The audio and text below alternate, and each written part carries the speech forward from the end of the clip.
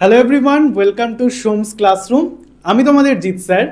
আজকে একটা খুব ইন্টারেস্টিং টপিক নিয়ে তোমাদের সঙ্গে আলোচনা করব। ইতিমধ্যেই আমরা কিন্তু আমাদের backlog marathon, checkmate marathon class 11 এবং 12-এর জন্য পুরোপুরি কমপ্লিট করিয়ে তোমাদের সিলেবাস শেষ করিয়েছি এবং উচ্চ মাধ্যমিক পরীক্ষার ক্যান্ডিডেটদের জন্য কিন্তু তোমাদের সম্পূর্ণ এমসিকিউ প্র্যাকটিস ক্লাসটা কমপ্লিট করিয়েছি। আজকে এমন একটা দিন, আজকে রবিবার, আগামীকাল অর্থাৎ 8 তারিখ তোমাদের সকলের ক্লাস 11 বলো 12 বলো দুজনেরই কিন্তু ফার্স্ট এবং থার্ড সেমিস্টারে প্রথম পরীক্ষা তোমরা দিতে চলেছো।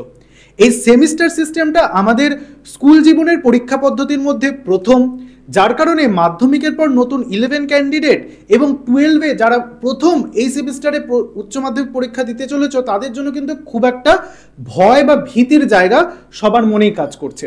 কিন্তু বিশ্বাস করো, কোনো ভয় ভীতির কিচ্ছু কারণ নেই। আমরা যদি একটু খুঁটিয়ে পড়ি আজকের এই দিনটা, বা আজকে যেটুকুনি সময় তোমাদের হাতে রয়েছে সম্পূর্ণটা একটু ঝালিয়ে নিতে পারো, তাহলে কিন্তু দেখবে কালকের পরীক্ষায় গিয়ে কোনো তোমার অসুবিধা হবে না। বিশেষত আজকে আমরা যে টপিক বা ভিডিওটা নিয়ে আলোচনা করব সেখানে তোমরা দেখতে পাচ্ছ কেবলমাত্র ক্লাস 11 সেমিস্টার 1 পরীক্ষার আগের রাতের সঠিক প্রস্তুতি। কিন্তু বিশ্বাস করো, শুধু ক্লাস 11 নয়, ক্লাস 12-এর থার্ড সেমিস্টারের ছাত্রছাত্রীদেরও কিন্তু ইতিমধ্যেই আমি এই মাত্র কিছুক্ষণ আগে তোমাদের একটা এমসিকিউ সম্ভাব্য সাজেশনের ভিডিও ক্লাস করিয়ে ফেলেছি, তারপরেই কিন্তু এটা আমি রেকর্ড করছি। তো সেক্ষেত্রে বলবো তোমরা ইতিমধ্যে জেনে গিয়েছো তোমাদের কি কি ধরনের প্রশ্ন আসতে চলেছে। তোমরা অনেকেই বলছো স্যার কি সহজ প্রশ্ন, একটু কঠিন করান একটু কঠিন করান। বিশ্বাস করো, কঠিন প্রশ্ন তোমাদের বেলা হবে না। এটা আমার একটা পার্সোনাল মতামত, সত্যি কথা বলছি। কারণ যখনই দেখা গেছে কোনো সিলেবাস নতুন প্রবর্তন হয়েছে সেই বছর একটু কিন্তু মোটামুটি সহজ প্রশ্ন করারই চেষ্টা করে, কারণ আস্তে আস্তে সেই প্রশ্ন প্যাটার্ন বা সেই সিলেবাসের প্রতি আমাদের ধাতস্থ হতে সময় লাগে। তো সেক্ষেত্রে আমি প্রথমে ক্লাস 11দের কিছু বিশেষ টিপস দেবো, তার সঙ্গে 12দেরও কিন্তু সেই টিপসগুলো পালনীয়। সবার প্রথমে বলবো 11দের ক্ষেত্রে এই একটা রাতে আর কয়েক ঘন্টা সময় পর তোমরা পরীক্ষা দিতে চলেছো। আগে তোমাদের দাদা দিদিরা ক্লাস 12-এর তারা ফার্স্ট হাফে দেবে, তোমরা দেবে সেকেন্ড হাফে, পরের হাফে। তো সেক্ষেত্রে তোমাদের হাতে কিছুটা একটু বেশি সময় রয়েছে। তার জন্য তোমরা এই সময়টাকে কি করে ইউটিলাইজ করবে বা কাজে লাগাবে, আজকে সেই টপিকটা নিয়ে আলোচনা করব। সবার প্রথমে তোমাদের আগে যে কাজটা করতে হবে, তোমাদের টেক্সট বইটা আজকে রাতের মধ্যে যতটা সম্ভব খুঁটিয়ে পড়ে ফেলতে হবে। তোমরা ইতিমধ্যে অনেকটা পড়ে ফেলেছো, অনেকেই কমপ্লিট করে ফেলেছো। আবারও বলছি আমি, বিশেষ করে কবিতাগুলো ভালো করে একটু রিডিং দিয়ে নাও, কারণ আমরা জানি শর্ট কোশ্চেনের পরীক্ষা যেহেতু, তাই অনেকের মনে কনফিউশন আছে, স্যার কত রকমভাবে তো ঘুরিয়ে প্রশ্ন আসছে, কিভাবে তাহলে আমরা অ্যাটেন্ড করব, ভুল হয়ে যাবে না তো, ওএমআর শিটে ফিল আপ করতে হবে, স্যার যদি একটা জায়গা থেকে আরেকটা জায়গায় বেরিয়ে যায় তাহলে কিছু ক্ষতি হয়ে যাবে না তো। এরকম নানা রকমের প্রশ্ন তোমাদের মধ্যে কিন্তু আস্তে আস্তে দানা বাঁধছে আমার মনে হচ্ছে। তো সেখান থেকে বলবো সবার প্রথমে কবিতাগুলো খুব ভালো করে খুঁটিয়ে পড়ে নাও।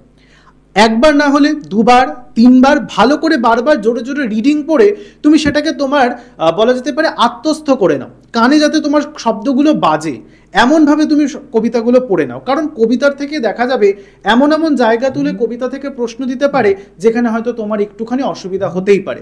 দেখো 11 হোক বা 12 হোক, কোনোটারই কিন্তু ফার্স্ট সেম এবং থার্ড সেমের সিলেবাস খুব একটা বড় নয়।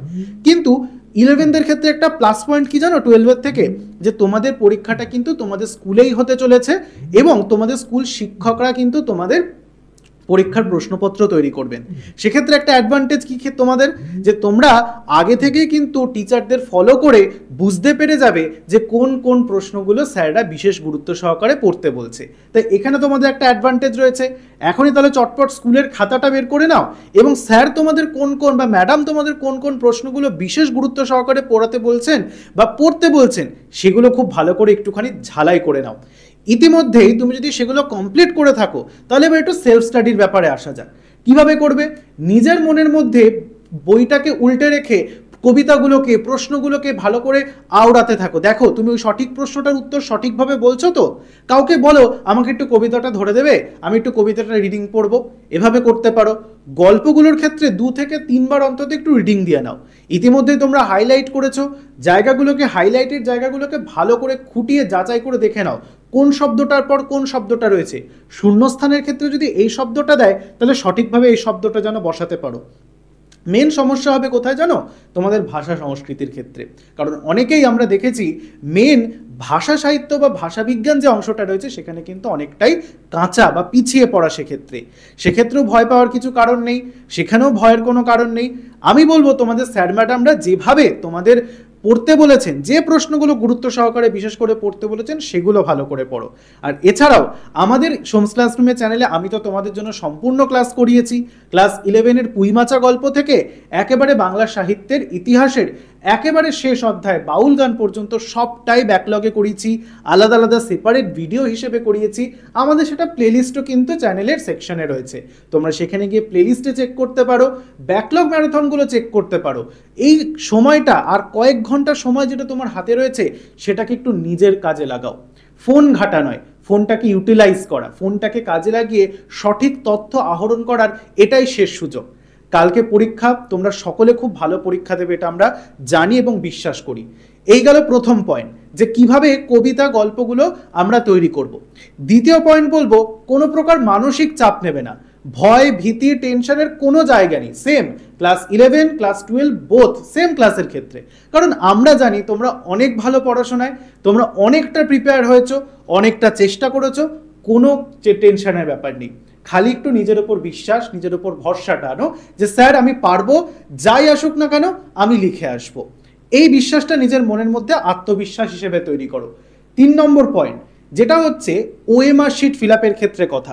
দেখো, ওএমআর শিট ফিল আপের ক্ষেত্রে তোমাদের কিন্তু চাকরির পরীক্ষার মতো নেগেটিভ মার্কিংটা নেই, সেক্ষেত্রে তোমরা দুদিক থেকে বেঁচে যাচ্ছ, ক্লাস 11 এবং 12 কিন্তু হ্যাঁ, যেন কোনো মতেই ভুল জায়গায় টিক আউটটা না পড়ে। কারণ ভুল মানে তো সেটা ভুলই, সেটাকে তো তুমি আর ক্ল্যারিফাই করতে পারবে না। এই জায়গাটা একটু মাথায় রাখতে হবে, কারণ সঠিকভাবে ওএমআর ফিল আপ করাটা কিন্তু তোমার দরকার। এমন নয় যে তোমার ওএমআরে ভুল হয়েছে বলে স্যার সেটাকে কেটে পাশে তোমারটা ঠিকঠাক করে দেবেন, এটা কিন্তু হবে না। এটা মনে করো, বড় প্রশ্নের ক্ষেত্রে আমরা স্যারকে দেখতে পারি যে স্যার হয়তো ভুল জায়গাটা লিখে দিয়েছেন, এটা ভুল হয়েছে, এটা দেখা উচিত ছিল, কিন্তু ওএমআরে হাত দেওয়ার সাহস কিন্তু সত্যিই কারণ নেই। সেক্ষেত্রে মাথায় রাখতে হবে ওএমআরটা যেন সঠিকভাবে ফিল আপ হয়, কোনো মতেই যেন ভুল ওএমআর তুমি ফিল আপ না করে আসো।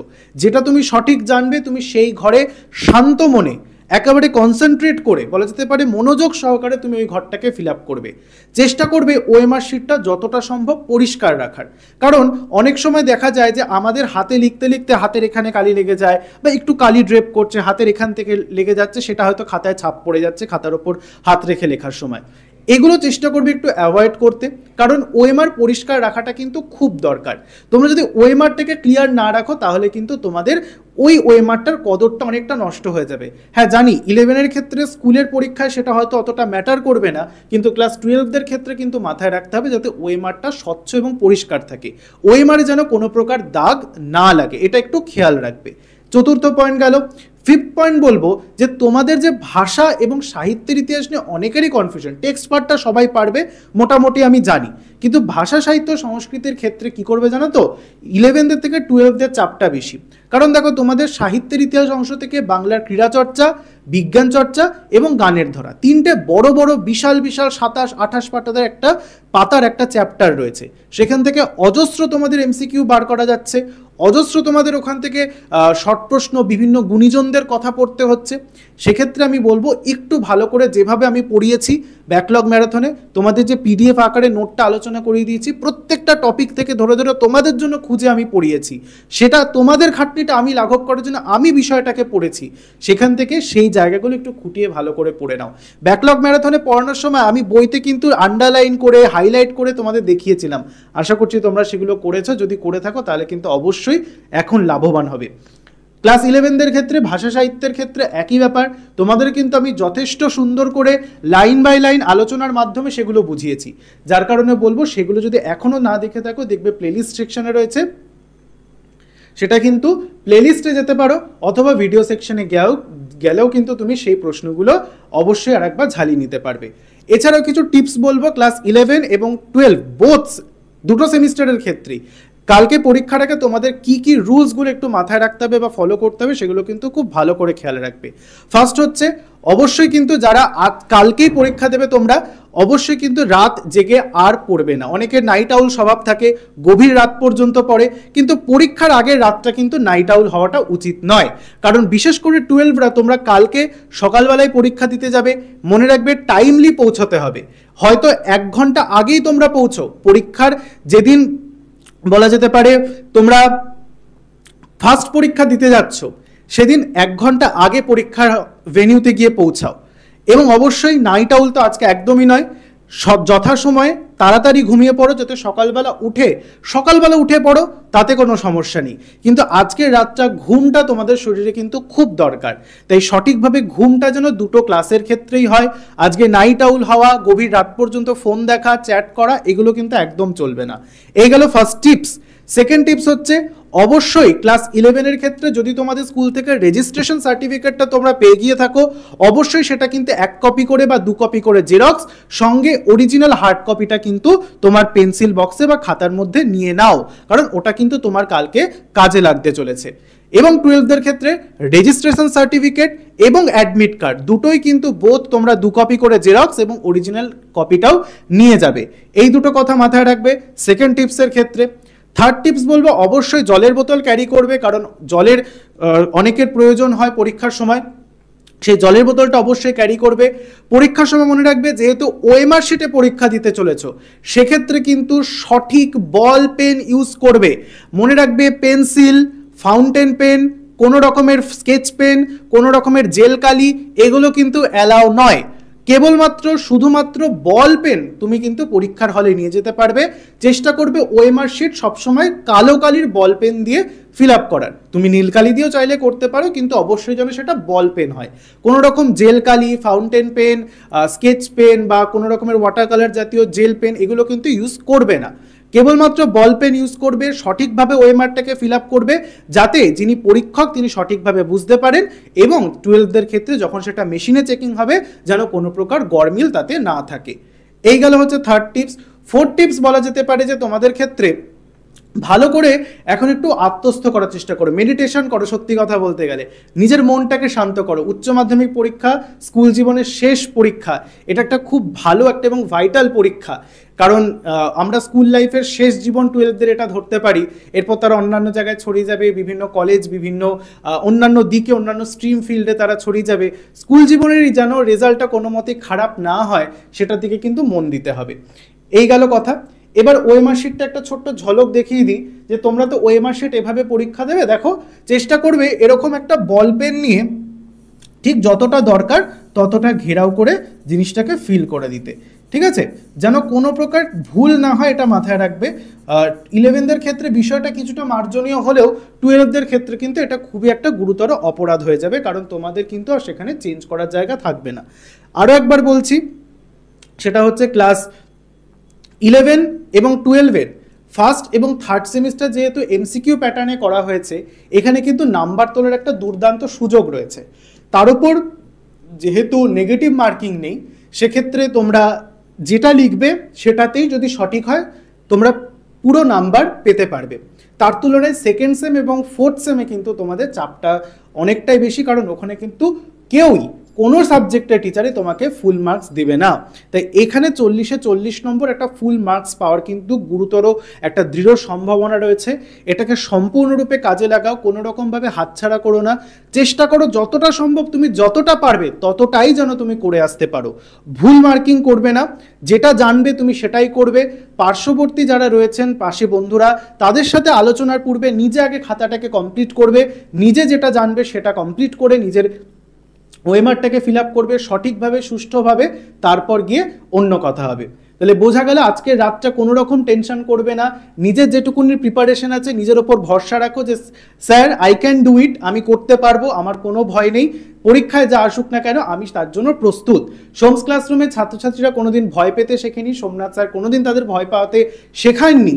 তারা সবসময় রয়্যাল বেঙ্গল টাইগারের মতো গর্জন করতে প্রস্তুত, তারা সবসময় পরীক্ষার হলে আগুন জ্বালাতে প্রস্তুত।